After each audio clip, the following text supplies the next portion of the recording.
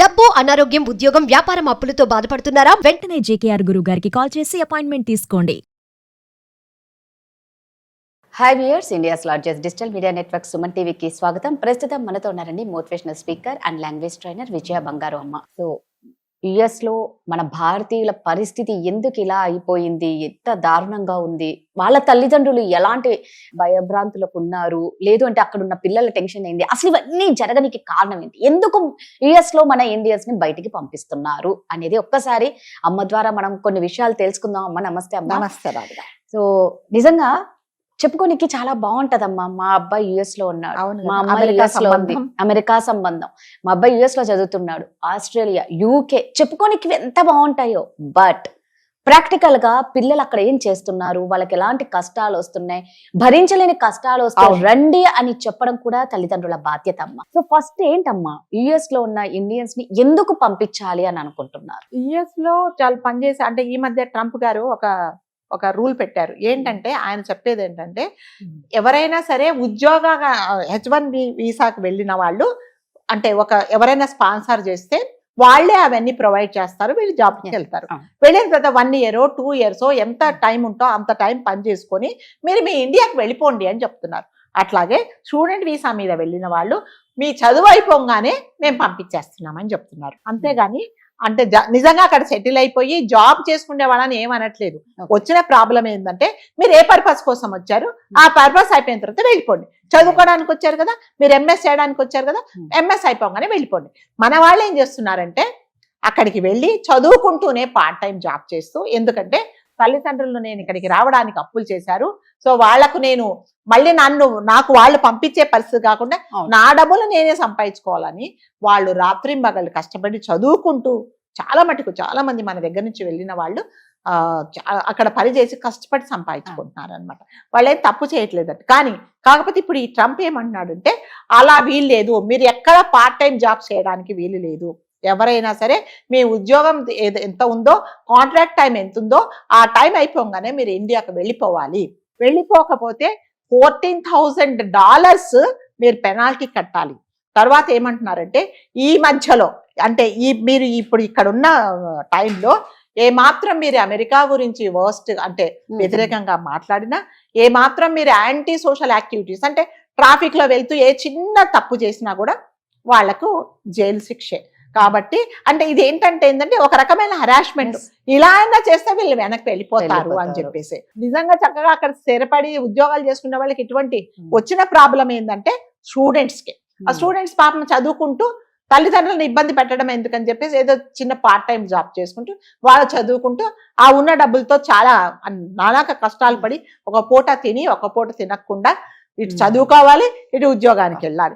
Petrol బంకులలో, తర్వాత ఎక్కడన్నా restaurants లో, లేకపోతే మాల్స్ లో పనిచేస్తూ చాలా మటుకు తల్లిదండ్రుల మీద డిపెండ్ కాకుండా ఉన్నారు. సో అలాంటివి ఏమీ చేసుకోవడానికి వీలు లేదు. సో కాబట్టి కంపల్సరీగా మీరు మీ పర్పస్ అయిపోగానే, మీ పని అయిపోగానే ఇండియాకు వెళ్ళాలి.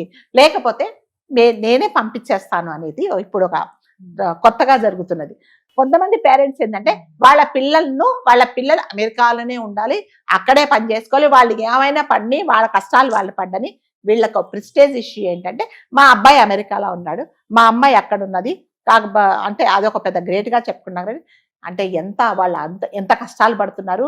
సో మనము అక్కడికి పంపించినందువల్ల వాళ్ళు నిజంగా అక్కడ సేఫ్ గా ఉన్నారా?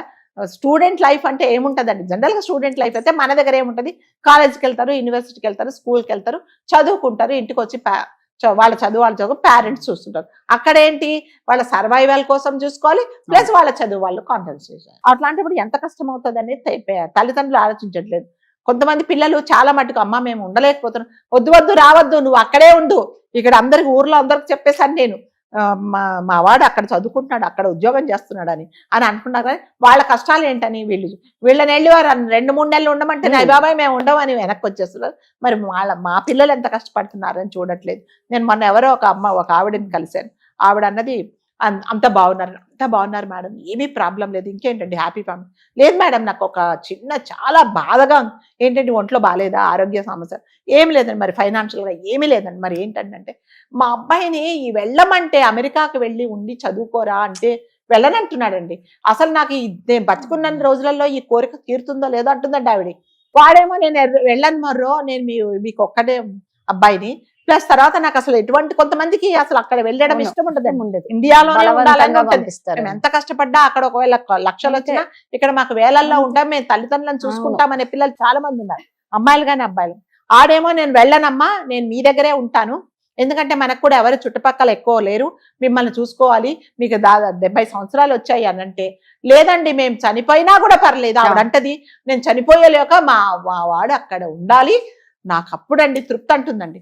అండ్ దేంతో చేయాలి, ఏం చేయాలి, ఏం అసలు ఎవరన్నా పిల్లలు కళ్ళెదురు ఉంటే చాలురా బాబు అని మనం అనుకునే పేరెంట్స్ మీరైనా చెప్పండి మేడం అంటే ఏం చెప్తారు, నేను పిలిచాను, పని చేయించలేము, ఏంటి బాబు అంటే, మేడం మీరే చెప్పండి మేడం, మా వాళ్ళు పెద్దవాళ్ళు అయ్యారు, ఇద్దరు ఒకరికొకరు చేతులు పట్టుకొని నడవలేని పరిస్థితిలో ఉన్నారు, వాళ్ళకి ఆరోగ్య సమస్యలు ఉన్నాయి, మాకు ఏదో భగవంతుడి ఇచ్చిన దాంట్లో మాకు ఆస్తిపాస్తులు ఉన్నాయి, నేను వెళ్ళి అక్కడ డబ్బులు సంపాదించి మా వాళ్ళకి పెట్టాల్సిన అవసరం లేదు, నేను చక్కగా మా తల్లిదండ్రుల దగ్గర ఉంటానంటే వాళ్ళు ఒప్పుకోవట్లేదు మేడం, నాకు మెంటల్ టెన్షన్ అయిపోయింది, అసలు దీనివల్ల అసలు నేను ఈ ప్రపంచంలోనే ఉండకుండా వెళ్ళిపోదాం అనుకుంటున్నాను అన్నాడు. అప్పుడైనా ఆమెకు బుద్ధి ఉండాలి కదండి.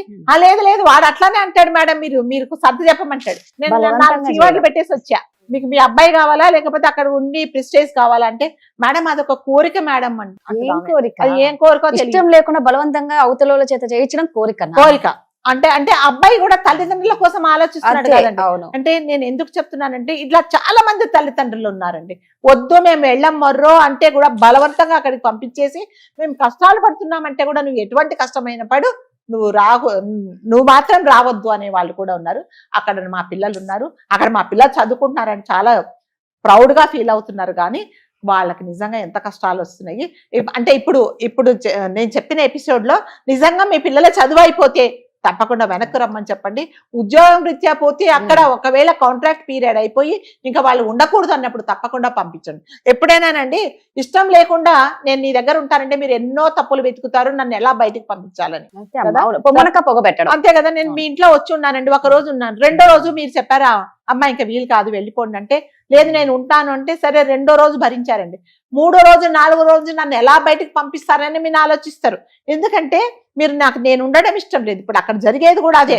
సో మీరెవ్వరు ఇక్కడ ఉండకండి అని వాళ్ళు చెప్తున్నప్పుడు, అతను చెప్తున్నప్పుడు కావాలని ఎన్నో తప్పులు వెతికేసి వాళ్ళని లీగల్ గా వాళ్ళని ఇరికించేసి లాస్ట్ కి వీసాలు రాకుండా వాళ్ళ పాస్పోర్ట్లు కూడా లాగేసుకొని వాళ్ళని నానాక తిప్పలు పెట్టి జైల్లో పెట్టాల్సిన పరిస్థితి కూడా వస్తున్నది. కాబట్టి దయచేసి మీ పిల్లలు ఎవరైనా అక్కడ ఉంటే, వాళ్ళ చదువు అయిపోయింది మేము వచ్చేస్తాము అంటే బాబు వచ్చేయమనే చెప్పండి, కానీ పర్లేదు ట్రంప్ అలాగే అంటాడు, ఎన్ని రోజులు ఉంటాడు, ఇవాళ ఉంటాడు రేపు పోతాడు, మీరు అక్కడే ఉండు పర్వాలేదు ఏం కాదు అని ఆయన చావు కోసం ఎదురు చూడకండి.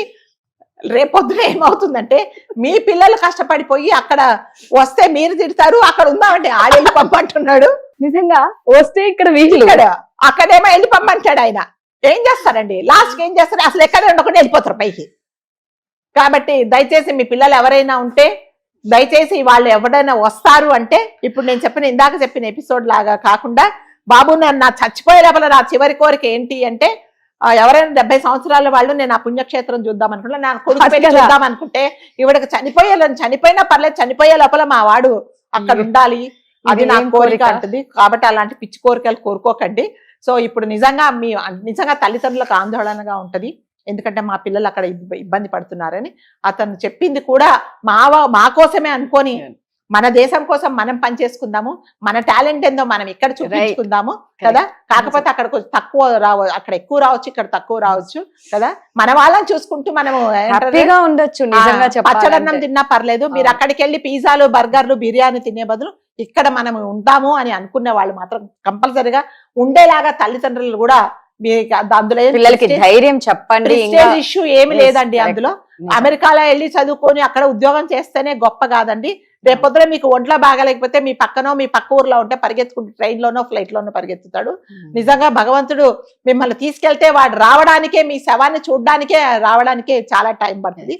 కాబట్టి దయచేసి అలాంటి ఆలోచనలు ఉంటే అలాంటి మానుకొని మీకు చివరి కోరికలు కాదయ్యి మీవన్నీ వాళ్ళ మీద రుద్దకుండా, అలాంటి పిల్లలు వెళ్ళను అన్న పిల్లలను మాత్రం అక్కడ ఉండే వాళ్ళ అమ్మాయి ఇలా ఉంది పరిస్థితి అంటే, నాన్న అయిపోయింది కదా నా ఉద్యోగం వచ్చేసాయి మా దగ్గరికి అని ధైర్యంగా మీరు ధైర్యంగా ఉండి వాళ్ళకి ధైర్యం చెప్పండి. సూపర్ చెప్పారమ్మా, థ్యాంక్ యూ.